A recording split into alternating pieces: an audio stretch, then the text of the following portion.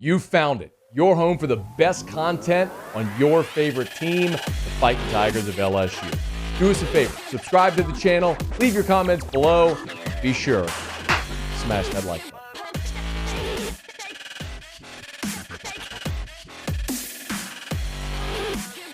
Let's just start at the top with Derek Stingley Jr. Man, it certainly seems, Chris, like his stock has fallen. What was a lot of the feeling about Stingley coming out of the combine? Just that his arms were a little bit shorter than people expected. I think people were hoping he would be at that 32-inch threshold that a lot of teams used to have at the cornerback position. I think we're starting to see smaller cornerbacks in general that can deal with those super separators at the NFL level more so than needing to be 6'1" or 6'2" with 33-inch arms to play on the perimeter. And just that Derek Stingley is a little bit of an enigma after being seemingly a sure thing in that 2019 freshman season, legendary performance from him. Not quite as good in 2020, and then only played a few games, got injured, and then we haven't really seen him ever since. So this is all about this time of year, generating buzz. We saw a lot of those Georgia players certainly do that at the combine.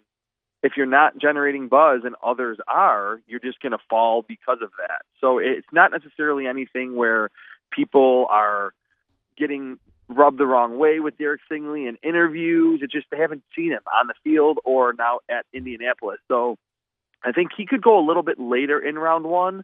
But really for him, if he lands on a better team, that would probably be better for his career long term. And whichever team that gets Derek Stingley, a top 3 prospect to me in this class, is not drafting him to be just instant impact. They're drafting him to be their number 1 cornerback for the next decade. So a couple of follow-ups on Stingley. One, how much could his pro day theoretically help him? Oh, it could be huge. I mean, if he runs sub 4.45 and just shows some of that explosiveness, body control, just on the field, just literally letting scouts see him run up and down the field. Doesn't necessarily have to go through the whole workout, but just to prove that he's healthy and he looks like even 2020 or 2021 Derek Stingley, that's completely fine. He just needs to prove that he's healthy, and I think we'll see a little bump in his stock after that LSU Pro Day. What is his floor in the first round? I think number 19 to the Philadelphia Eagles, which to me and probably you and your listeners seems crazy low. I feel he should be a top 5 pick. But with the Eagles, they need a cornerback. They have the 3 first-round selections, 15, 16, and 19. I would be absolutely stunned if the Eagles make 3 selections and one of them is not Derek Stingley if he's available, at least starting at number 15 overall. I won't be shocked if he goes between 10 and 15. That would technically be a fall for him, but that's still getting picked in the top half of round 1. There's just no way that the Eagles would pass on him 3 times. Okay. I want to also ask about Damone Clark. Yeah. A guy with a monster senior year. What's the feeling on Damone, and is there a possibility that a team could fall in love with him and maybe snag him late in round 1, early round 2?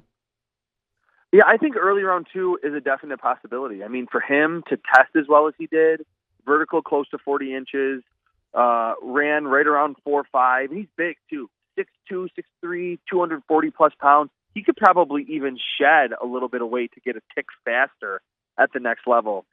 The off-ball linebacker class is not great. It's Nakobe Dean, Devin Lloyd ran a lot slower than people expected. From talking to people and just me even watching film and doing these evaluations now really deep into them, there's not a clear number 2 off-ball linebacker in this draft class. There's a kid from Montana State, Troy Anderson, that might go relatively high. If Stingley kind of dropped a little bit during Combine Week, Damone Clark definitely raised his stock, and it feels like it might not be that valuable of a position anymore. But if you can cover, if you're around the football, if you have range, and certainly Clark showed that he has that type of range with his 40 and his vertical and his broad jump, you're valuable, and you will go in the second round. So I think the end of the first might be a little bit rich for him, but for a team that needs a reliable 3-down linebacker, Damone Clark on day 2, early on day 2, is a distinct possibility at this point. Chris Trapasso is with us, NFL draft expert, CBSSports.com. I want to ask you about a couple of the other defensive players from LSU that were at the Combine. Cordell, Flott, Neil Farrell Jr., a couple of guys who here just it's a big question. They were productive players during their time at LSU, but we don't really have a great sense on what they're going to be as draftable prospects. So what did we learn about the two of them coming out of the Combine? Well, Flott is interesting in that he's pretty long and lanky, but he was mostly in the slot at LSU, and like you mentioned, really productive. And it's been for the last probably 5 to 7 years where teams understand that your nickel corner is a starter. So it's not you can just get one in the 6th or 7th round and plug him in and you're fine. It's becoming more of a premium position in today's NFL. A lot of teams are putting their number 1 receiver in the slot to get somewhat of an advantage against a lesser corner. So I think 3rd or 4th round for Flott would not be shocking to me because of the LSU pedigree, the defensive backs there, and like you mentioned, he was productive in the SEC, and certainly on lesser LSU teams than the Joe Burrow, Jamar Chase club. But the fact that he can be on an island in the slot, and he has the length, the twitchiness, good tackler, very willing in run support, I think he could go in the middle of the draft. And even if 4th round to you or to your listeners sounds late, he's going to be an instant starter and play 60, 70% of the snaps early in his career. What about Neil Farrell Jr. on the defensive line? A little later in this draft class, and it's not because he's a bad player. It's for 2 reasons. One, nose tackles today don't have a ton of value. I still think Jordan Davis will go super early. I ultimately think the team that picks him inside the top 20 will be slightly regret it ultimately, because even if you're a 2.5 down player, there's just not as much value as you can get in other positions. So that's kind of working against Neil Farrell, is that he is a space-eating nose tackle. And number 2, this defensive tackle class does not have a lot of great penetrators. This is not the 2019 class that had Ed Oliver and Quinnen Williams and Jeffrey Simmons. There's a lot of other big nose tackles. There's Travis Jones from UConn. Farrell's one of them. Marquand McCall from Kentucky. So if you're looking for a nose tackle, there might be a few that go in front of him. And I certainly don't think there's a consensus after Jordan Davis and Travis Jones who those next tier nose tackles would be. But Farrell uses his hands well. He is immovable against the run. There's a spot for him on a roster, absolutely. But I just think at this point, today's NFL, if you're a great 2-down player, you're probably looking at 5th or 6th round. And after his career at LSU, a very productive one, that's probably where he'll end up. A lot of people here, Chris, were surprised to see Ty Davis-Price jump into the draft. Is he a draftable prospect? He's right on the fringe. I think being that size and speed specimen, that's kind of how he's selling himself. Like you mentioned, I was a little surprised at that too. He didn't necessarily jump off the film watching LSU this past season. But I think there was a reason he was invited to the Combine, and the NFL, the collective scouting departments around the league typically do a pretty good job identifying either you're a really, really good football player or you have NFL caliber athleticism. And I think he has the latter.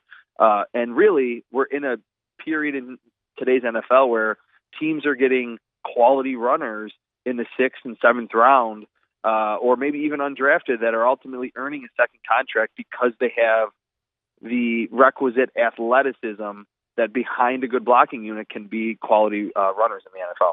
All right, last one on the LSU guys. There were 2 offensive linemen at the Combine with Ed Ingram and Austin Deculus.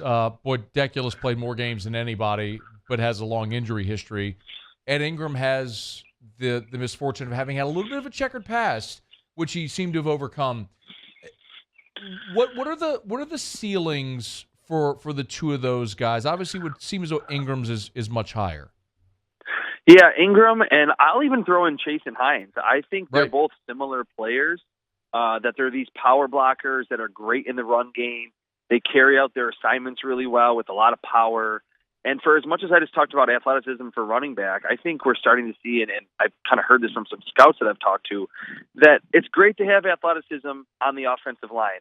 But the biggest shock to these offensive linemen once they get to the NFL is not necessarily the speed of the defensive linemen at the NFL level, it's the power. And I go back to last year with Trey Smith, certainly had all the blood clot things at Tennessee, gets picked in the 6th round, but he was such a big, strong blocker, and he hit the ground running with the Chiefs. I think with Ed Ingram and Chasen Hines, two guys that are a little bit limited athletically and aren't going to be these zone blocking scheme guys that Kyle Shanahan will love, they can deal with power from NFL defensive tackles pretty much right away because they are so wide. They do play with great knee bend, and they dealt with Alabama and Georgia for the last couple of seasons. So I think more so than Deculus, they could go earlier in the draft, probably on day 3. But again, a lot of the best teams in the NFL get their quality centers and guards 3rd, 4th, 5th round. That's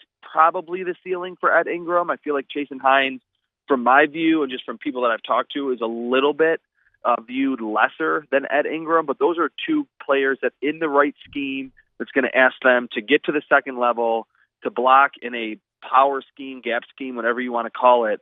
They could go in the 4th or the 5th round.